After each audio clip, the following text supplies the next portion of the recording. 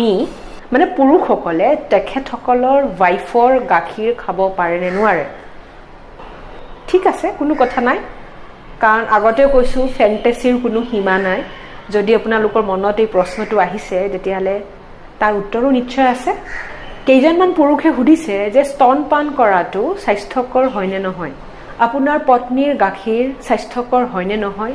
সেই আটাইবোৰ প্ৰশ্নৰ উত্তৰ মই দিম, কিন্তু তাৰ আগতে এটা ষ্ট্ৰেইট ফৰৱাৰ্ড আনচাৰ। সেয়া হ'ল ভগৱানে এগৰাকী মহিলাৰ যে গাখীৰ ডিজাইন কৰিছে সেয়া পুৰুষৰ কাৰণে কৰা নাই। এগৰাকী মাতৃৰ দেহত যে গাখীৰ হয় সেয়া ডিজাইন কৰা হৈছে তেখেতৰ সন্তানৰ কাৰণে, হাজবেণ্ডৰ কাৰণে নহয়।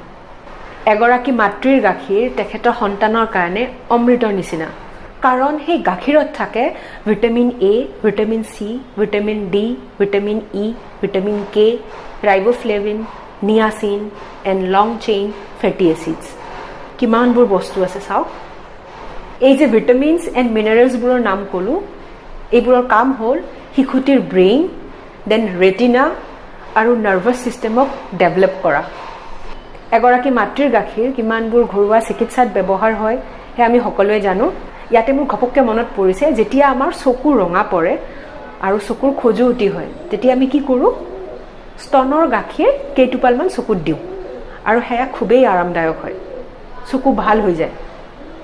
কিন্তু এগৰাকী মহিলাৰ গাখীৰ তেখেতৰ হাজবেণ্ডৰ কাৰণে কিমান স্বাস্থ্যকৰ, কি কি বেনিফিটছ পাব তেখেতে, সেয়া এতিয়ালৈকে চাইণ্টিফিকেলি প্ৰুভ হোৱা নাই। কাৰণ সেই গাখীৰত থকা ভিটামিন, মিনাৰেলছ এটি শিশুৰ কাৰণে, শিশুটিৰ গ্ৰ'থৰ কাৰণে। চ' মহিলাগৰাকীৰ সেই গাখীৰ তেখেতৰ হাজবেণ্ডৰ কাৰণে ছাফিচিয়েণ্ট নহয়। শিশু এটিয়ে যি মাত্ৰাত গাখীৰ খাব পুৰুষ এজনে জানো তেনেকৈ খাব?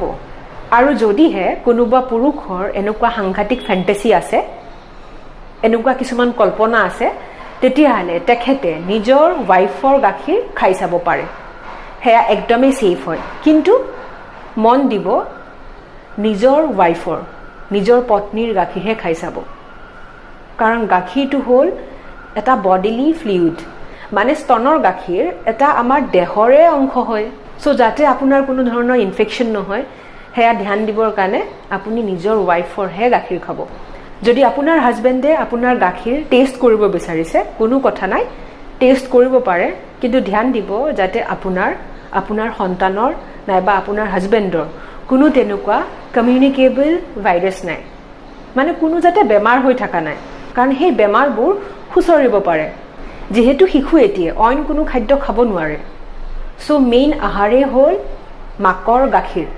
আৰু যেতিয়া মাকৰ গাখীৰ সেই শিশুটিয়ে খায়, শিশুটিৰ গ্ৰ'থত সহায় হয় আৰু লগতে শিশুটিয়ে বেমাৰৰ লগত যুঁজ দিব পাৰে। ইয়াৰ বাহিৰেও মাতৃ আৰু শিশুটিৰ মাজত এটা খুব গাঢ় সম্বন্ধ গঢ়ি উঠে। কিন্তু ৰিচেণ্টলি এটা ট্ৰেণ্ড বনিছে, যিসকল বডি বিল্ডাৰ আছে নাইবা এথলিটছ আছে তেখেতসকলে ৱাইফৰ গাখীৰ খায়।